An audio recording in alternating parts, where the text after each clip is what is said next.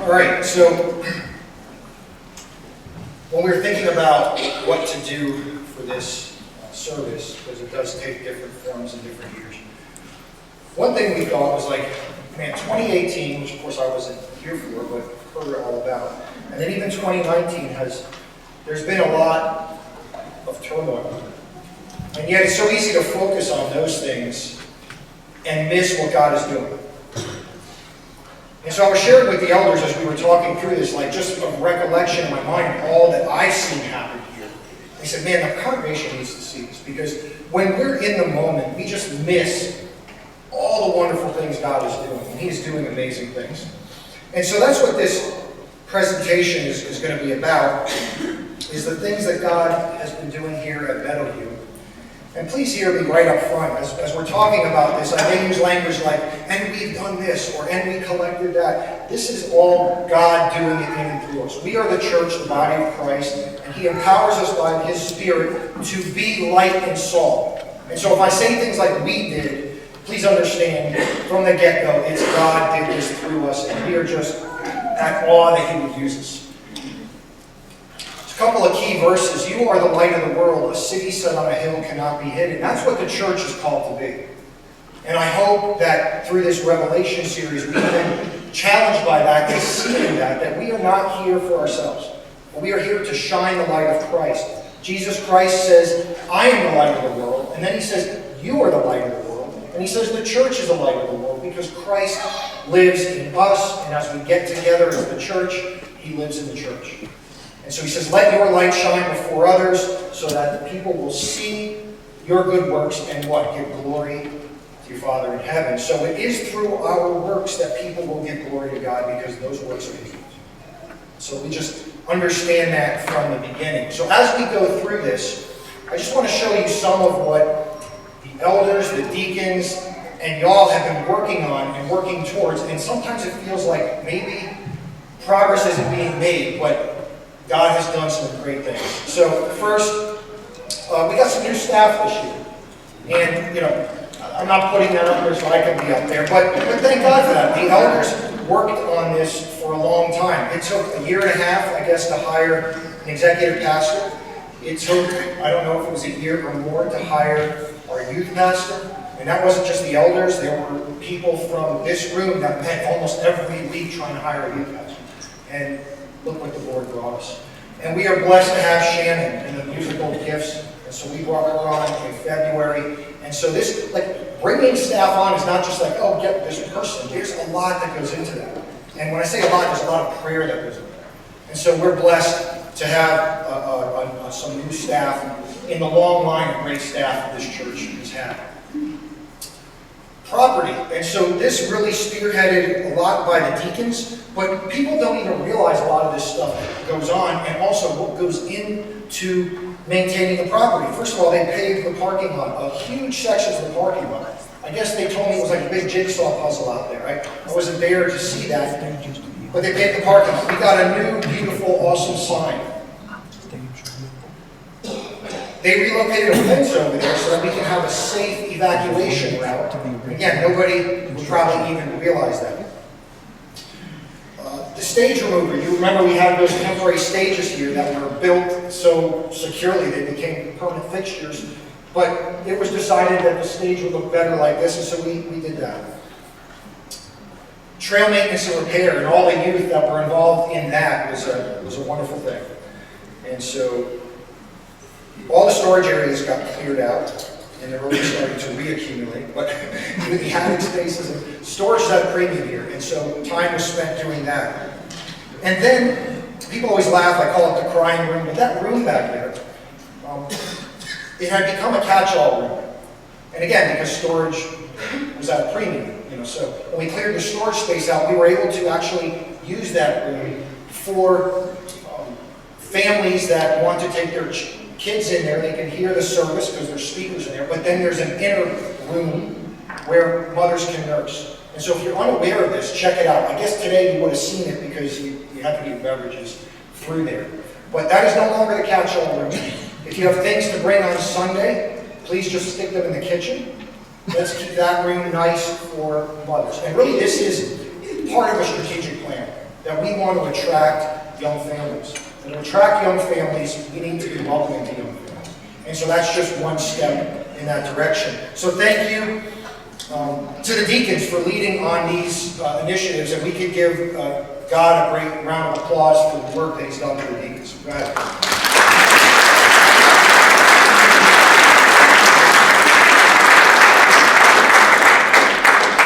A lot has gone into technology upgrades, and so once again the deacons installed a security camera system, and they saved this church over $10,000, maybe more, because they actually installed it themselves. And you can see, I can't see who's up on the ladder there, maybe you recognize him, but maybe it's Tim. But anyway, we got flat screens, and people say, why do we need all these flat screens? Well, on any Sunday morning, if you see the classrooms, they're all using the technology. Once again, this is to enhance discipleship. This is to make it easy for teachers to teach and for kids and adults to stay engaged. And so we have the technology, and I understand we have brackets that will be installing two TVs in the narthex so we get that one off the table. We've been videoing the sermons. And on technology, when you think about technology, like what's the purpose of this? Just so we can seem cool and trendy and hip? Well, no. I mean, if it's not furthering the gospel and enhancing the light of Christ going out into the world, we shouldn't be doing it. But I can tell you, I've spoken to shut-ins, and I've spoken to people who are sick, and they miss church. And they feel so connected and so blessed that they can watch the sermons online. And so that's something we've been doing. We've been live streaming the services into that wing. This not only helps the nursery workers stay connected when they're in the nursery or the children's wing, but it helps us get volunteers that are willing to be in there because they know that they can hear the songs, they can hear the announcements, hear the sermon. During communion, we're actually now bringing communion over in there because we are, the same time y'all are taking communion, they're taking it over there because an elder walks over there and takes it. And that's just a beautiful thing that we are connected in this way. And so, that's some of that. We have some new branding and identity, again, kind of behind the scenes. We were going to announce this back in September, but other things took precedent. But we've revamped the logo, thanks to Noah. And we're just working on better communications. When I came on here, what I heard from the elders, from members, and then what I read in the strategic plan is that communication needs to get better. And so the elders are taking that seriously, and we've done a lot in that regard, and we are looking to continue to improve it. Okay, let's get down to ministry, because a lot of that is kind of administrative. In ministry, what are some of the fruit of that? Well, 20 new members over the course of the year. A number of those were baptisms. A number of those were professions of faith. And so that's a wonderful thing. And it's a beautiful thing. Let's never discount when a covenant child professes faith for themselves. That's what, I mean, if we just overlook that, then what are we doing here? But we are raising covenant families in a covenant church, and when those children finally say, I believe, I want to become a member of the church, I want to have communion, it's kind of like a wedding ring going on from their baptism being the engagement, and then God puts the wedding ring on their finger as they profess faith themselves.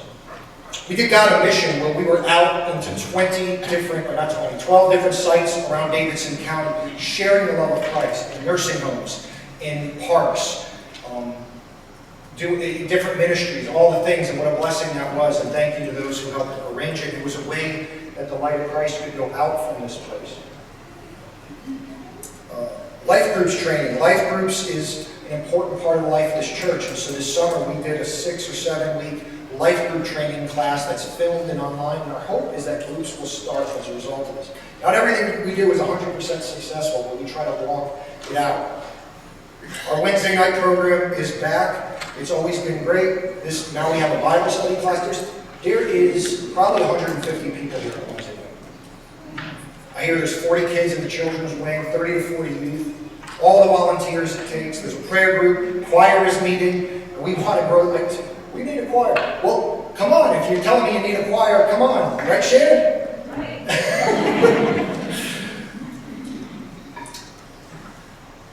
Fall ministry launch, we produced that pamphlet that just organized the fall ministries around here. In that, we have kind of revitalize men's ministry or men's ministry that didn't exist. I don't know.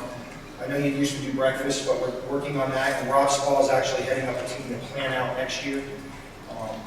Colette Wheeler is heading up the team for the women.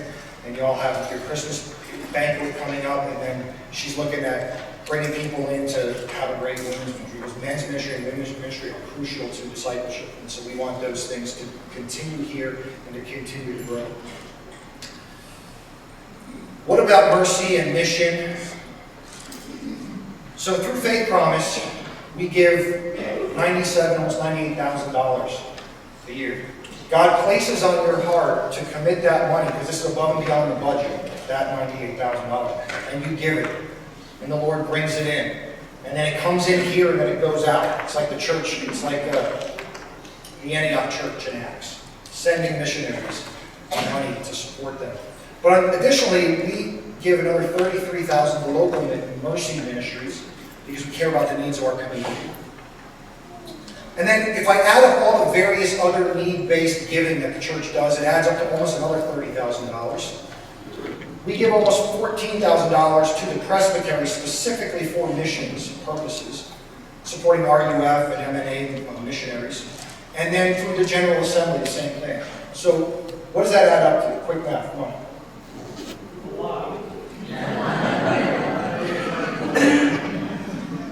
Praise God how He has given this church, this body, a heart of generosity to see the gospel go forth. This is the Great Commission. So $188,000 it looks like we give. Now some of that still has yet to be given because it's time throughout the year. We got another month left.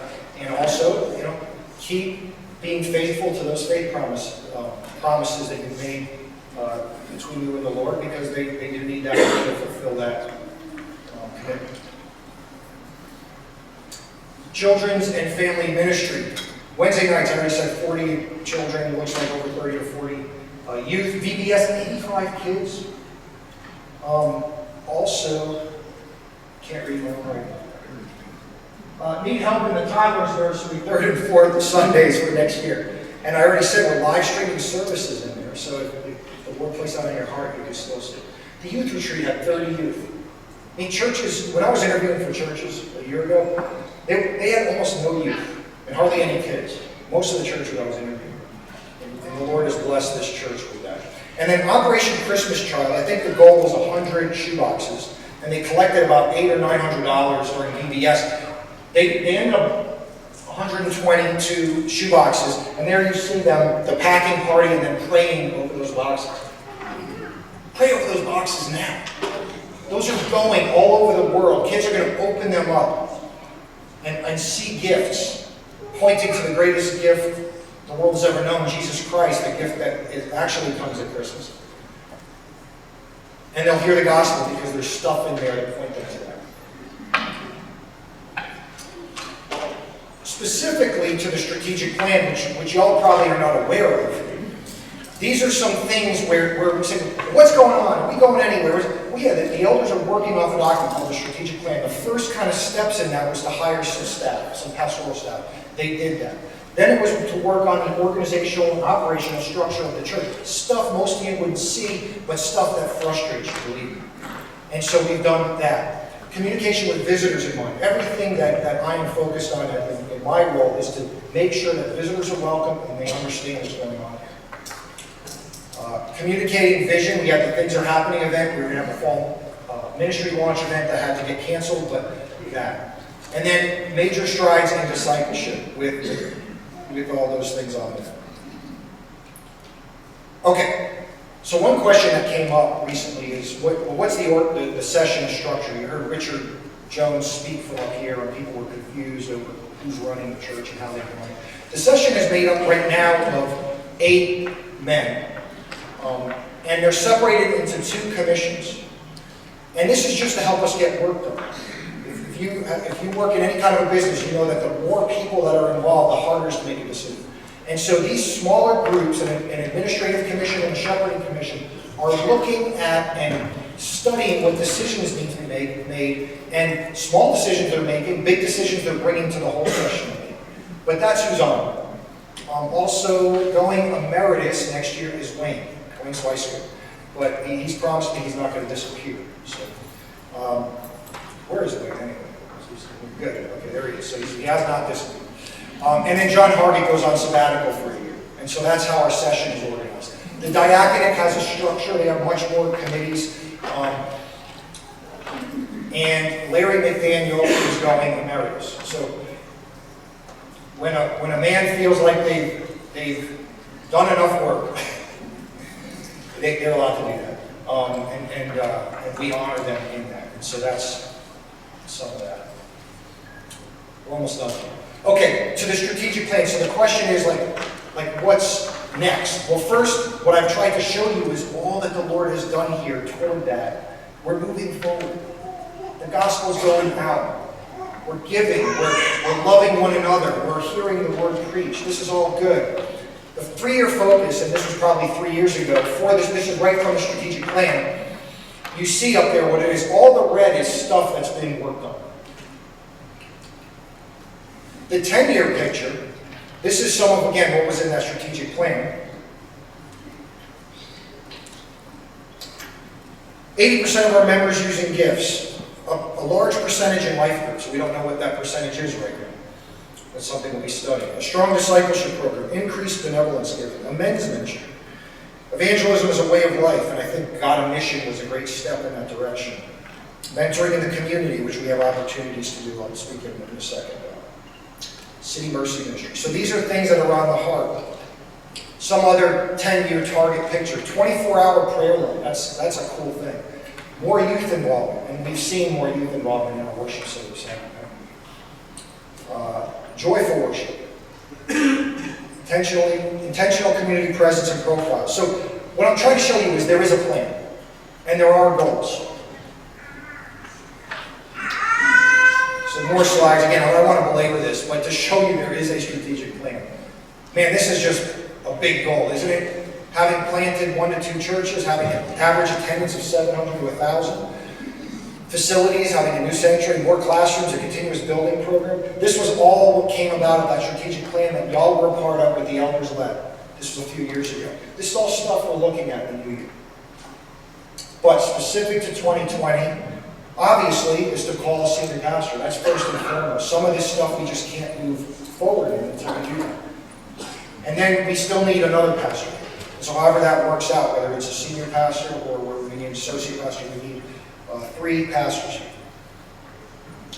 Strategic plan will be brought out and we'll be looking at that. Here was your pulpit committee. I don't know if you got the email, but these are the people y'all voted in on the pulpit committee. Be praying for them. They need your prayers. This could be a lot of work. And so they meet December 3rd. Things are happening, folks. These are outreach opportunities for the next month. A number of them. The foster care Christmas presents. If you'd like to get a gift to foster kid, you can see Mara about that. There's a men's mentoring event tomorrow. Meet here at 8:15, and a bunch of guys are going to go to Southwood Elementary School just for a couple hours and sit with some kids. That's for men. Operation Christmas Child Processing. We can actually go to Charlotte and help them with all these boxes from the whole area. Seymour B, if you're interested in that, show me your name. Foster Families Christmas Party, Angel Tree Gifts Deadline, and Caroling to Nursing Home. This is cool. So on December 18th, the kids, it's a Wednesday night, kids are going to go to a nursing home and do Christmas carols. We're going to do that also as adults. So if you're interested, there's not going to be there's not going to be a Wednesday night class. We can go out and do some caroling, which will be good. And lastly, because people give me notes all the time as I walk up here to say something, we need additional help to decorate the church tomorrow morning at 9 a.m. And so if you're interested in helping with that. And Christmas parties. For staff, for women, for the youth, and for the seniors. Man, we don't have one. It's all about for us, guys. Folks, has the Lord done a lot here this year? Yeah, go ahead.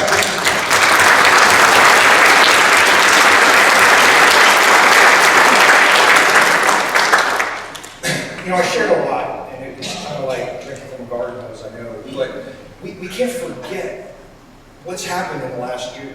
He has done so much through your officers, through your ministry leaders, through you, because none of us, we have officers and ministry leaders, but nobody else, then it goes nowhere. And he's done this through us. He's empowered us. Let's not have any kind of a down spirit that we're not moving forward. That can easily happen to all of us in our own lives and as a church. We're moving forward. It's a wonderful thing. And so with that, let's stand and once again worship the Lord.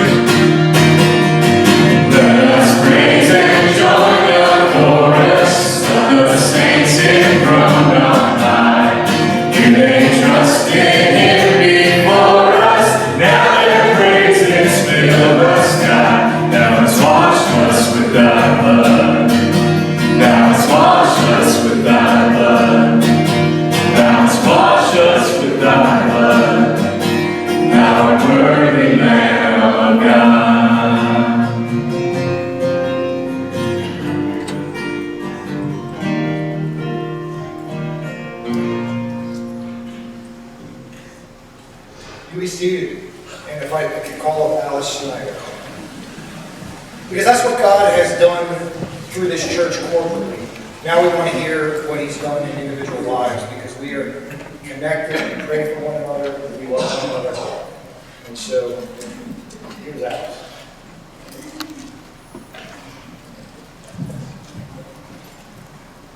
Well, I am thankful to be here. Amen.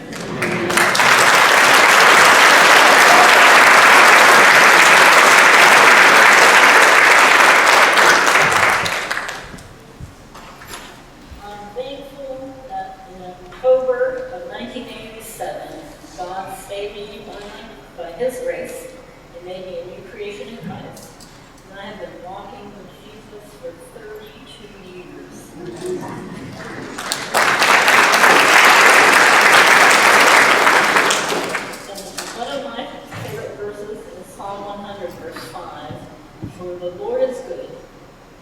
mercy endures forever, and his faithfulness to all generations. He has been very merciful and faithful and good to Richard and I over the last year and a half. As most of you know, in July of 2018, I was diagnosed with stage 4 metastatic breast cancer.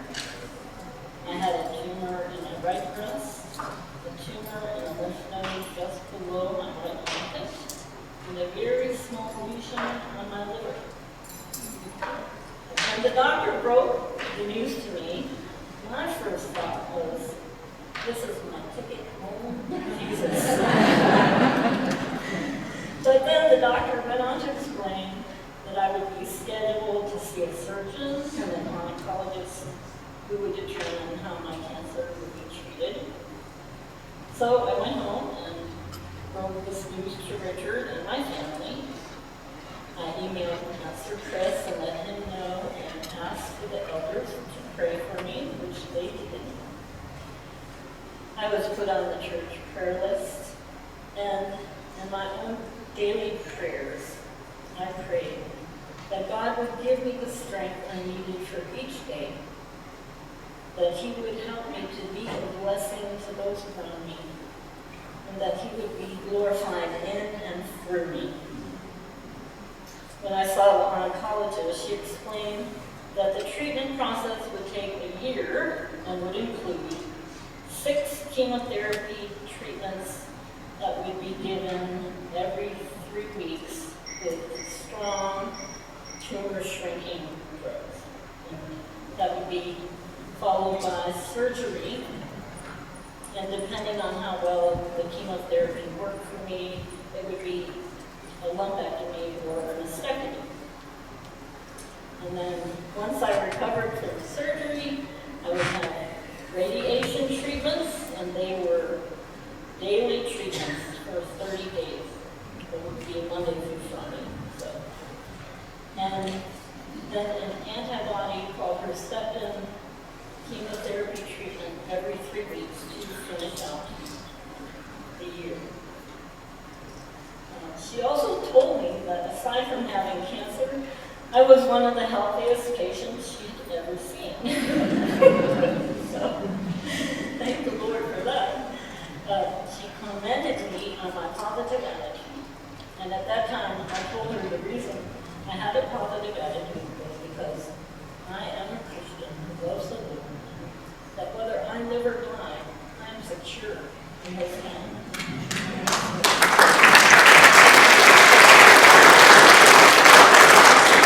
She was a wonderful, caring doctor, and when I told her that, it actually brought her to tears. And she told me that my positive attitude would help in my treatment and healing. I was also given a guide called Understanding Cancer Treatment to take home and read. It listed all the common side effects of chemotherapy, along with all kinds of terrible side effects that could happen, and they sounded much, much worse than the cancer itself. So after I read that guide, I told Richard I wasn't going to have the chemotherapy. And I was going to try a cancer-fighting diet I had been reading about instead. Now, this scared Richard. So the next morning, while I was babysitting 2 of our grandchildren in Salisbury, he called Dr. Wilson and told him what I had said. Dr. Wilson told Richard that if I did not have the chemotherapy, I would die. So Richard called me, and he told me what Dr. Wilson had said. And Richard also told me that he did not want me to die, and he wanted me to have the chemotherapy. So I prayed and had a long talk with the Lord about it. And when I got home from babysitting, I told Richard that I would go ahead and have the chemotherapy. And God is so good and so faithful. Because when I went to the cancer center for my first treatment, I had complete peace and joy. And that peace and joy continued throughout the entire year of cancer treatment. Even when I lost all my hair and experienced many chemotherapy, which I'll spare you both. So throughout the year of my cancer treatment, there were hundreds of people praying for us. And I received over 240 cards in the mail. And I tried, if they had a return name and address, to send a thank you card to every person who sent me a card. I had cards from family, from friends, from the Christian Health Care Ministry members, from members of this congregation, and those cards were a wonderful blessing to me. When most of that year I had to stay home and hang out at home and not really go out in public.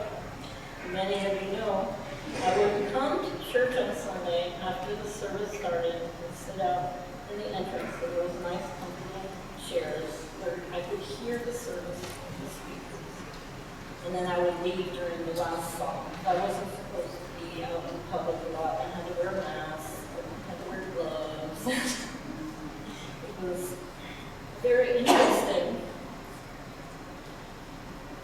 But God worked miraculously through your prayers and my treatments to heal me. When it was time for me to have surgery, the lesion on my liver was gone.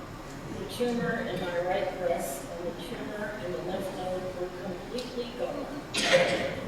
And I was able to have a lumpectomy instead of a mastectomy. And the surgeon told me he couldn't even find the lymph node. He couldn't even find it. It was like completely. And then, plus I had recovered enough from the surgery. I had the 30 days of radiation treatments, and they all went very well. I had very minimal side effects. Some patients get terrible radiation burns, and I didn't have any until near the end. It was just like a light sunburn. It was, God was so good. And then I had my last Herceptin, which was the antibody treatment, at the end of August 2019. And the oncologist told me that as far as they could tell from all the tests and scans they had done, that I was cancer.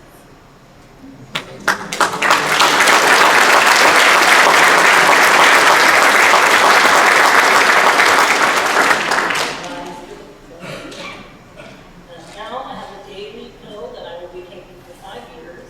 I will have periodic checkups with the oncologist and the surgeon. And I just want to thank you all so much for all the love and the prayers, the meals, the gifts, the support and encouragement you gave us. We are very blessed to be part of such a wonderful church family. Happy Thanksgiving, everyone.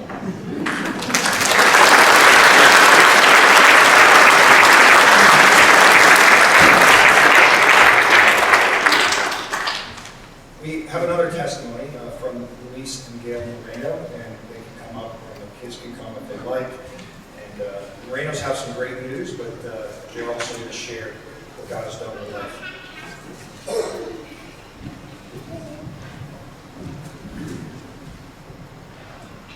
Hi, good evening. Happy Thanksgiving to all. Well, just as you know us, my name is Luis Scale, Ethan, and Gabe. He's shy like me, so don't mind him. Okay. We also have an adult daughter that she has left the nest, and she was Charlotte, so she's not here today.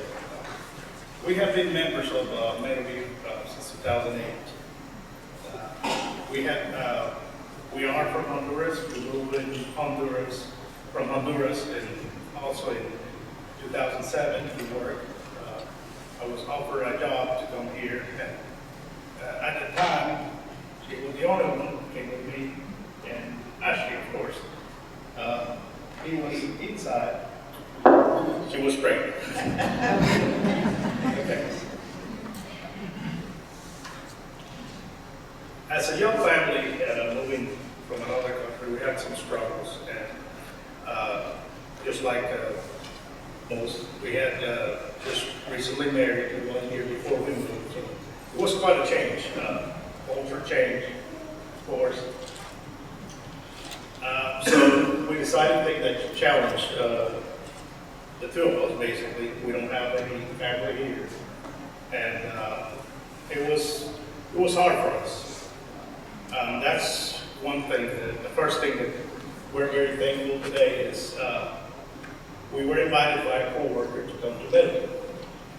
And we started coming back then. And let me tell you that made a difference. When you don't have your next family is 1,000 miles away, it really is a blessing to have somebody to call, a friend, people to call and visit and start worshiping the Lord. One of the core struggles, of course, was loneliness. We struggled a lot.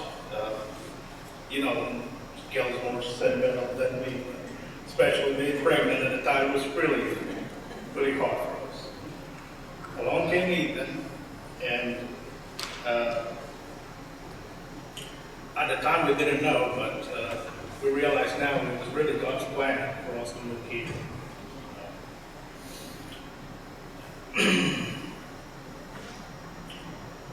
Life continued to be normal for us. Gail started working. It became hard. Just being with the two of us doing everything. Ashley started college eventually. April was born. And the next thing that happened to us is we noticed through time we actually started coming less and less to church, and for several reasons. I guess like we probably put our hope in something else and not in Jesus. We probably were we had our downs, ups and downs, and that's something that I'm not proud of, but it happened, and that's where the next thing that I'm very thankful for is it happened this spring especially. One of our elders approached me and asked me how we were doing this. Obviously, they did not see us around here very much, so I'm glad he did. After that, we had a conversation, and we felt like it was actually God that put him in that day, talked to me, and reminded me that it's like I was in a place that he was pulling me back to where I belong.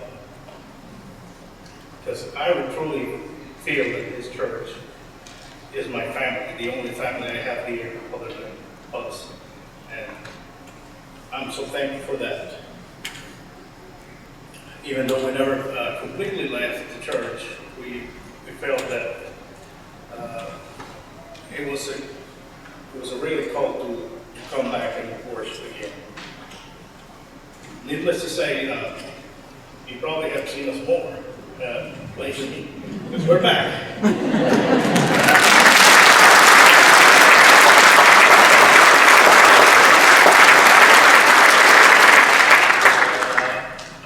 I hate to break it to you, but we also have a wonderful life group, probably the best out there, and we're also very thankful.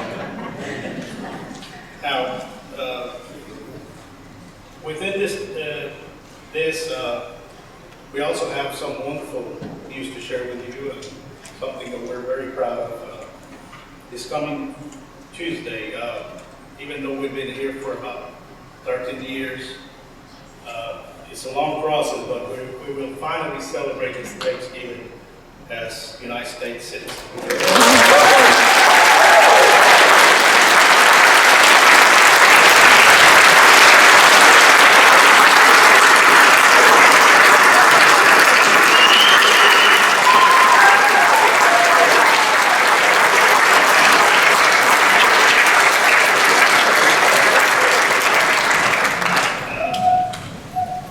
It's been a long process for us.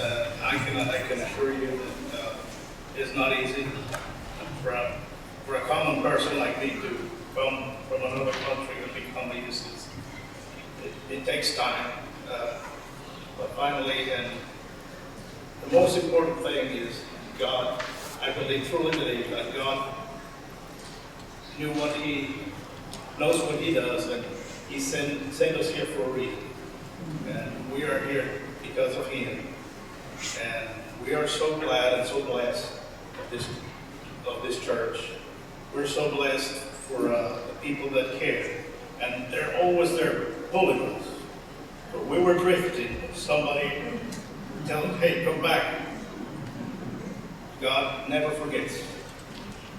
So I'm thankful for this, and please, you have somebody that you feel has also drifted.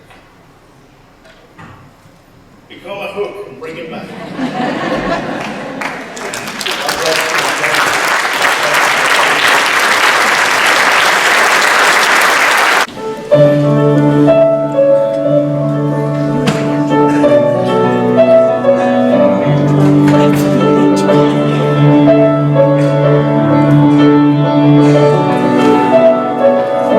God bless you.